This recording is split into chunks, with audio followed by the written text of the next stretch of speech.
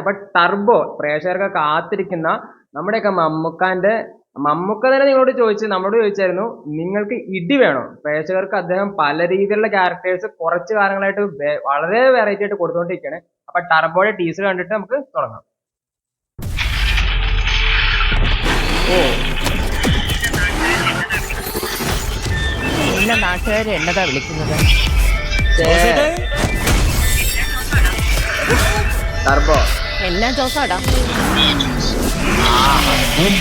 Turbo Jose.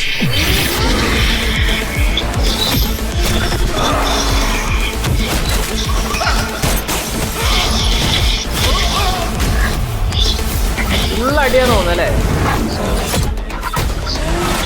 India insta, India Bumble, India +2, India Tinder, അതെനിക്കറിയില്ല. ഇപ്പൊ കളിച്ച് പെൺകുട്ടികളുടെ ജീവിതം വെച്ച് കളിക്കാൻ തുടങ്ങിയോടാ.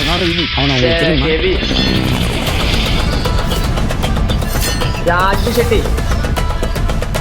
ഈ നഗരത്തിൽ നടക്കുന്ന പല വൻ ഡീലുകൾക്ക് പിന്നിലും ഇന്ന് ഈ പേര് കേൾക്കുന്നുണ്ട്.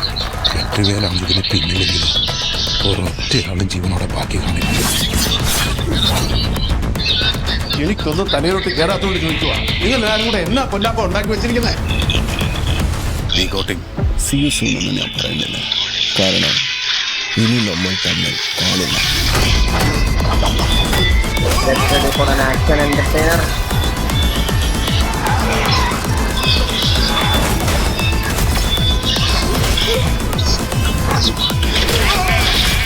എന്റെ മോനെ വിജന്മാര്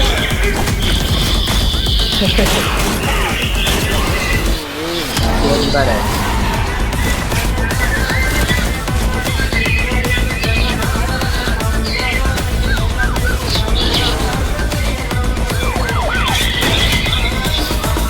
ടർബോ.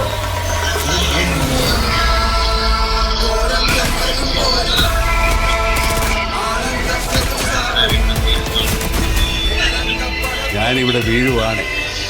എൻ്റെ കൂടെ ഒരു 10-15 പേരെ നിൽക്കാം. അപ്പോൾ മെയ് ആണ് പടം റിലീസ് ചെയ്യുന്നത്.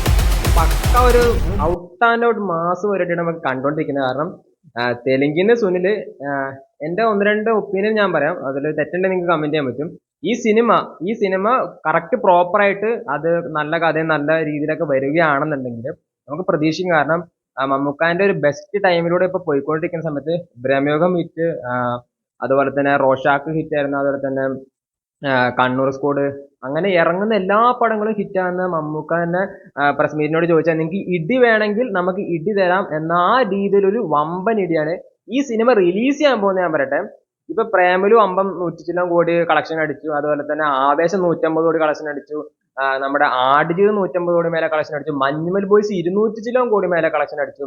അപ്പൊ ഈ ടൈമില് മമ്മൂക്കാന്റെ ബെസ്റ്റ് ടൈമിൽ നിൽക്കുന്ന ഈ സമയത്ത് മമ്മൂക്കാന്റെ ലൈഫിൽ ഏറ്റവും വലിയ ബഡ്ജറ്റ് ഇറങ്ങുന്ന സിനിമ മാത്രമല്ല, ഏറ്റവും വലിയ തിയേറ്ററിൽ റിലീസ് ചെയ്യുന്ന പ്രത്യേകത കൂടെ ടർബോയ്ക്ക് ഉണ്ട്. കാരണം രാജ്ബി ഷെട്ടി വരുന്നു.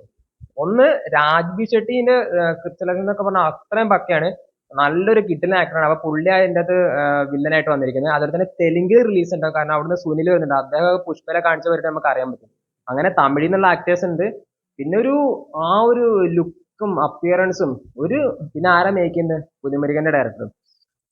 സ്ക്രിപ്റ്റില് യാതൊരു കോംപ്രമൈസും അധികം പാളാത്ത മിഥുൻ മാനുവൽ. അപ്പോൾ മിഥുന്റെ സ്ക്രിപ്റ്റ്, വൈശാഖിന്റെ ഡയറക്ഷൻ, മമ്മൂക്കാന്റെ നടനം, രാജ്ബി ഷെട്ടിയുടെ വില്ലൻ, അതുപോലെ തന്നെ സുനില്, പിന്നെ അതിന് നമ്മുടെ കുറച്ച് ബാക്കി താരങ്ങളും, ഒരു ടർബോ ജോസ് അച്ചായന്റെ ഫുൾ ഇടിപ്പരിപാടി ആയിരിക്കും പ്രതീക്ഷിക്കുന്നത്. എനിവേ നിങ്ങളൊക്കെ പ്രതീക്ഷിക്കുന്നുണ്ടെങ്കിൽ ഈ സിനിമ എത്ര കോടി കളക്ഷൻ ചെയ്യുന്നു, ഇല്ലെങ്കിൽ നമുക്കൊരു നല്ലൊരു കിടിലൻ പടം വേണം. അപ്പോൾ ഭീഷ്മയ്ക്ക് ശേഷം മമ്മൂക്കാന്റെ ലൈഫിൽ ഏറ്റവും വലിയൊരു കളക്ഷൻ കിട്ടാൻ പോകുന്ന ഒരു പടം, ഏകദേശം ഇതൊരു കറക്റ്റ് പ്രോപ്പറായ രീതിയിൽ ഞാൻ പറഞ്ഞല്ലോ, നല്ല കഥയും കൂടെ വന്നു കഴിഞ്ഞാൽ മേക്കിങ്ങിന്റെ കാര്യത്തിൽ ഒന്നും ചിന്തിക്കേണ്ട കാര്യമില്ല. കാരണം വൈശാഖാണ് മേക്ക് ചെയ്തേക്കുന്നത്. ഇതിന്റെയൊക്കെ ആക്ഷൻ സീക്വൻസ് ഒക്കെ നമുക്ക് പക്കയായിട്ട്, പിന്നെ ഒരുപാട് തായ്ലൻഡിൽ നിന്നുള്ള ആക്ടേഴ്സും അതുപോലെ തന്നെ വിദേശ രാജ്യങ്ങളിൽ നിന്നുള്ള ഫൈറ്റേഴ്സ് ഒക്കെ ഈ സിനിമയ്ക്ക് വന്നിട്ടുണ്ട്. കാരണം നമ്മളിതിന്റെ പല ഷൂട്ടിങ്ങുകളും നമ്മൾ പോയിട്ടുണ്ട്. അപ്പൊ ആ സ്ഥിതിക്കാൻ വരട്ടെ, ഒരു ഔട്ട് ആൻഡ് ഔട്ട് ആക്ഷൻ പരിപാടി ആയിരിക്കും. എനിവേ ക്ലിക്ക് ആകുകയാണെന്നുണ്ടെങ്കിൽ എന്തായാലും ഒരു 200 കോടി എബോ കളക്ഷൻ നിങ്ങൾ എണ്ണിക്കോ, അത്രമാത്രം സെറ്റപ്പ് ആകാൻ ചാൻസ് ഉണ്ട്.